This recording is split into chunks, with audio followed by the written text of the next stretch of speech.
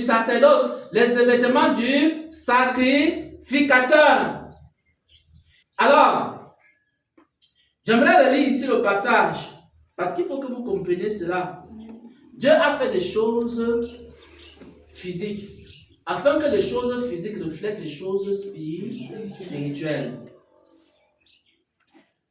Les sacrificateurs, c'était des serviteurs de Dieu. Ils devaient porter un certain nombre de vêtements.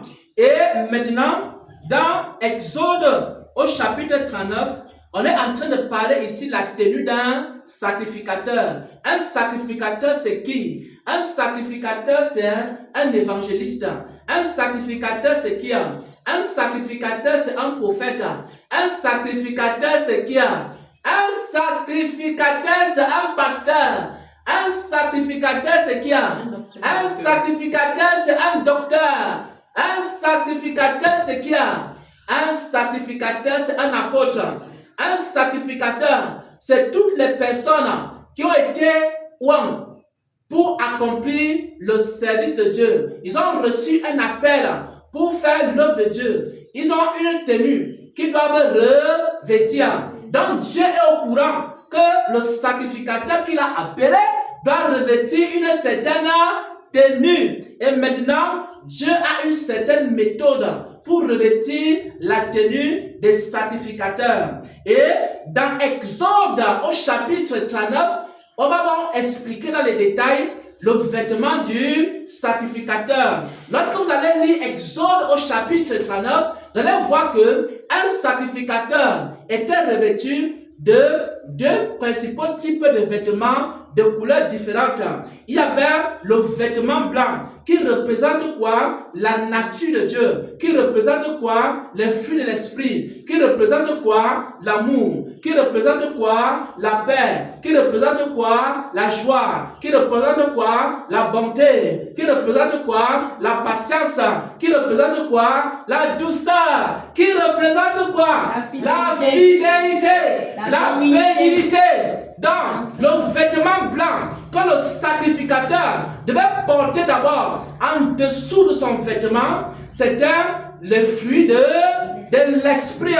Et c'est comme ça donc qu'on était en train de revêtir le sacrificateur. Lorsque Dieu avait posé le vêtement blanc et que le vêtement blanc avait déjà été bien posé, la tête jusqu'aux pieds, Dieu venait maintenant poser au-dessus du vêtement blanc, il venait poser un vêtement de couleur bleue. Et ça faisait en sorte que un vrai sacrificateur était vêtu de bleu, il était vêtu de blanc. Il était vêtu d'abord de blanc et ensuite était vêtu de bleu. Et c'est ce que le Seigneur avait corrigé lorsqu'on a commencé à s'assembler. Il nous avait dit qu'il ne nous conduit pas d'abord dans les actes des apôtres. Il ne nous donne pas d'abord le bleu. Il y a des gens qui aiment le bleu. Il y a des gens qui adorent le bleu. Il y a des gens qui soupirent après le bleu. Seigneur, donne-moi le bleu. Je veux le bleu. Je veux faire en sorte que quand je vais tendre ma main, les paralytiques vont commencer à marcher. Quand je vais tendre ma main, les lépreux seront purifiés. Quand je vais tendre ma main, maintenant, l'eau va se fendre en deux. Et je vais passer comme Moïse. On appelle cela quoi? La couleur bleue. Les gens aiment le bleu. Les gens sont assoiffés du bleu. Mes frères et sœurs en Christ, moi aussi, j'ai été dans une assemblée. Dans cette assemblée, il y avait des hommes qui étaient assoiffés de bleu. Ils avaient soif du bleu. Ils lisaient Actes chapitre 1 au verset 8.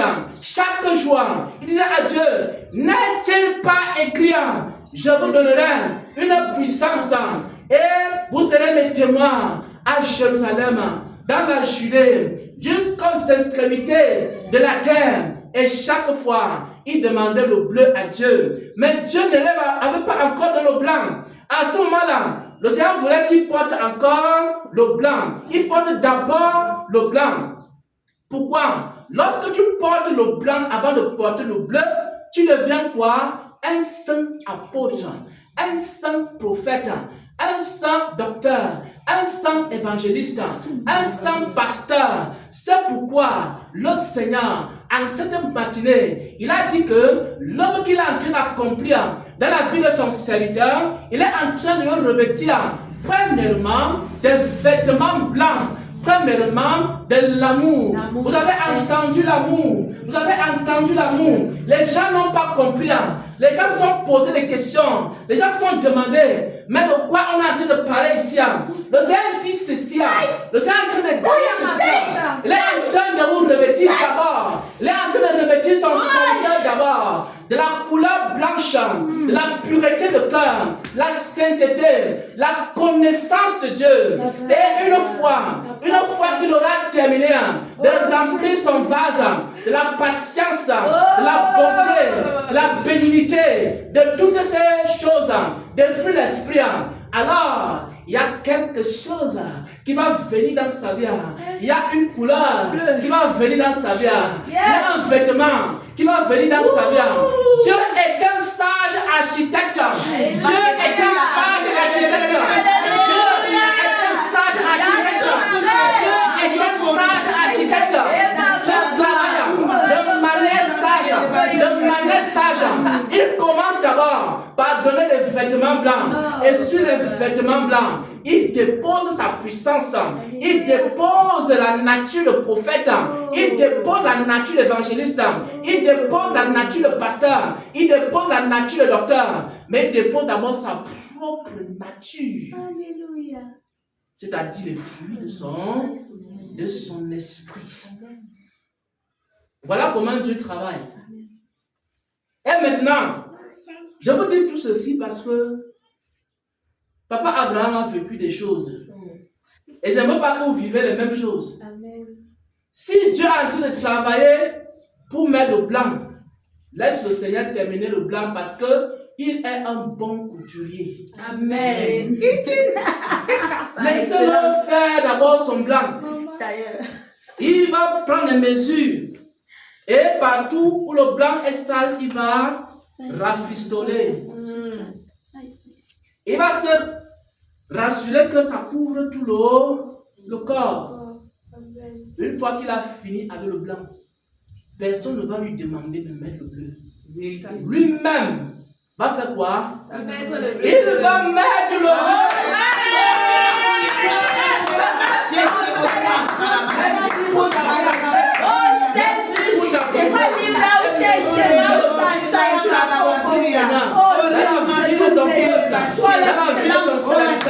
Dans la vie de tes enfants, Seigneur, dans ce ministère, Seigneur, oh Dieu de gloire, merci pour l'œuvre que tu as accomplie, oh Dieu de gloire, dans la vie de ceux qui te cherchent et dans la vie de ceux qui t'invoquent. Vous savez, on peut aussi demander le bleu, parce qu'il est écrit, demandez, on vous donnera, cherchez, vous trouverez, frappez, on vous ouvrira. À ce moment, tu demandes le bleu, Dieu te donne le bleu. Va avec ton bleu, débrouille-toi d'abord pour mettre ton bleu comme tu veux. Et il te donne le bleu. Avec ce bleu-là, tu vas te perdre. Parce qu'il y a beaucoup de gens qui ont reçu ça. Ils ont quitté la présence de Dieu. Ils ne connaissaient même pas Dieu.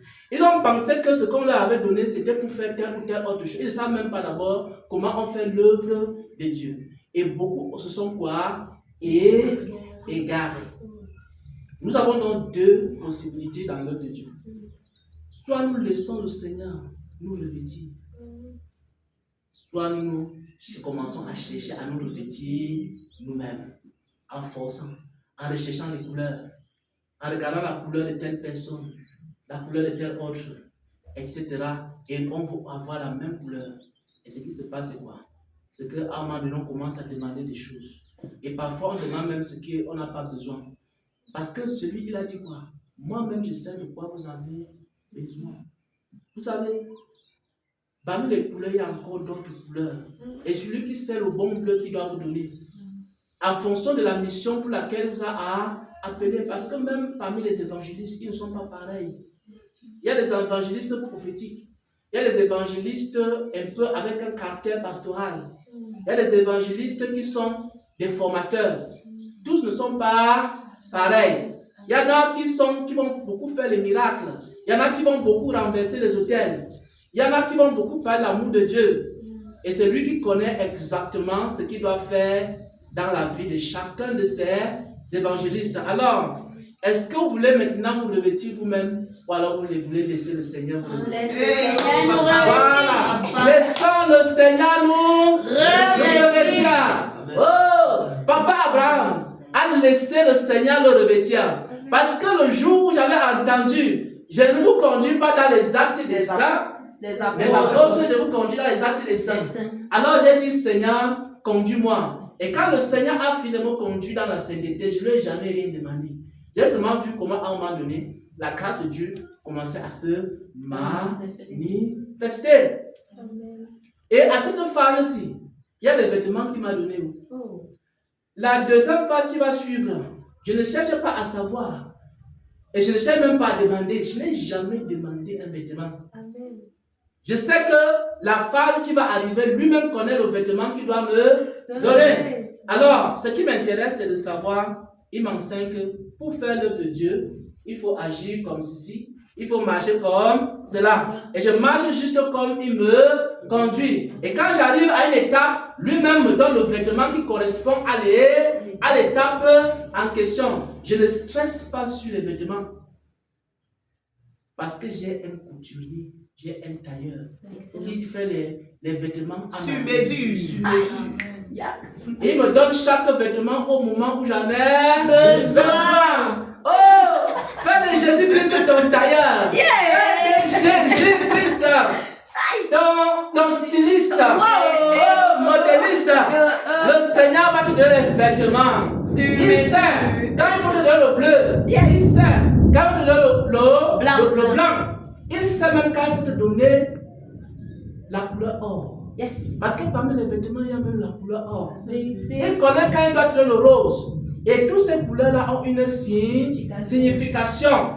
Je vous le dis en vérité, il connaît à chaque étape de ta vie le vêtement dont tu as besoin.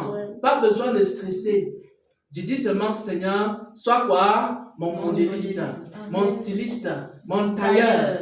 Et maintenant, je sais que mes vêtements sont là. Et à chaque saison, j'aurai mon vêtement. Je sais que quand c'est la saison où il fait chaud, je sais que j'ai un vêtement d'été. Et quand c'est la saison où il fait froid, je sais que j'ai un vêtement d'hiver qui est déjà préparé pour moi. Je n'ai pas besoin de stresser. Quels que soient les temps, quelles que soient les saisons, quelles que soient les circonstances, il y a un vêtement qui est adapté. Et ainsi, tu marches sans stress. Et je voudrais qu'on termine par Éphésiens chapitre 3 au verset 5. Éphésiens chapitre 3 au verset 5, il est écrit: Il n'a pas été manifesté au Fils des hommes dans les autres générations, comme il a été révélé maintenant par l'Esprit aux saints apôtres et aux prophètes de Christ. Comme il a été révélé par l'Esprit à qui? Aux apôtres. Aux saints apôtres. Aux saints apôtres. Ça veut dire quoi? On est dans un cours de styliste, modéliste et de tailleur. C'est ça. C'est quel genre d'apôtre? En quel le vêtement et de couleur? Ce sont les apôtres qui ont d'abord laissé le Seigneur les revêtir de vêtements blancs. Voilà. Amen. Amen. Quand on dit saint apôtre, ça veut dire blanc. Et quand on dit saint, ça veut dire blanc. Et quand on dit apôtre, ça veut dire bleu. C'est-à-dire que les saints apôtres sont des personnes qui ont le blanc et le bleu. Et ils font l'œuvre de Dieu avec le blanc et le bleu. Voilà. Et c'est ça que je voulais que quand vous allez lire Exode au verset chapitre 39, vous allez donc voir qu'il y a toutes ces couleurs-là qui constituent quoi? La couleur des sacrificateurs. Et le Seigneur posait chaque couleur et chaque vêtement à un moment donné. Parce qu'il y avait certains. Et vous allez même voir que le souverain, son vêtement était encore plus brodé. Et en plus de ça, il avait l'urim tumim. Et ça, c'est encore autre chose. Comprenez un peu? Lui, il avait seulement le... Mais en plus, sur le pectoral, il avait quoi? Urim et tumim. Donc, ce n'est pas seulement le bleu. Il y a aussi l'urim tumim qui arrive. Vous comprenez? La capacité de connaître la pensée de Dieu, sa volonté et comment se diriger, parce que les fils d'Isaac avaient l'intelligence du temps. Ils savaient exactement ce que Isaïe devait faire à un moment donné. Et c'est pour ça que quand quelqu'un a l'Urim et le Tumim, il sait comment conduire le peuple de Dieu. Parce qu'il sait que la période-ci, c'est la période où on doit beaucoup travailler sur l'amour fraternel. Mais qui nous enseigne cela? Ce n'est pas le bleu, c'est l'Urim et le Tumim. La révélation des temps et de ce qu'on doit faire à chaque saison. Et c'est comme ça qu'on consultait Dieu. L'Urim, ça changeait de couleur. Et ça nous signalait si Dieu était d'accord qu'on aille à gauche ou alors qu'on aille à droite. On ne peut pas faire l'œuvre de Dieu sans ça. Vous comprenez que Dieu lui-même connaît ce dont on a besoin. Il sait qu'on a besoin du blanc. Il sait qu'on a besoin du bleu. Il sait qu'on a besoin de l'or. Il sait qu'on a besoin de l'Urim tout même. Il sait qu'on a besoin de toutes ces choses-là. Et même dans ce ministère, il y a le blanc, il y a le bleu, il y a l'Urim tout même. Mais il y a certaines personnes qui sont à la période où ils doivent encore travailler sur le blanc. Et ensuite, Dieu va mettre le bleu. Et ensuite, il va ajouter l'Urim et le Tumim. Comprenez maintenant? Et ensuite, il va commencer à s'attaquer aux chaussures. Ce n'est pas un tailleur. Mais vous comprenez, vous pensez que Dieu, il regarde seulement le vêtement. Il va s'attaquer aux chaussures. Ensuite, quand il va finir de vous revêtir, il va maintenant donner les chaussures.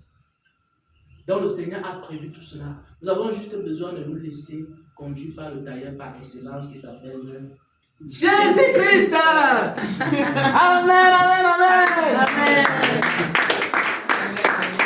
Voilà. Est-ce qu'il y a des partages?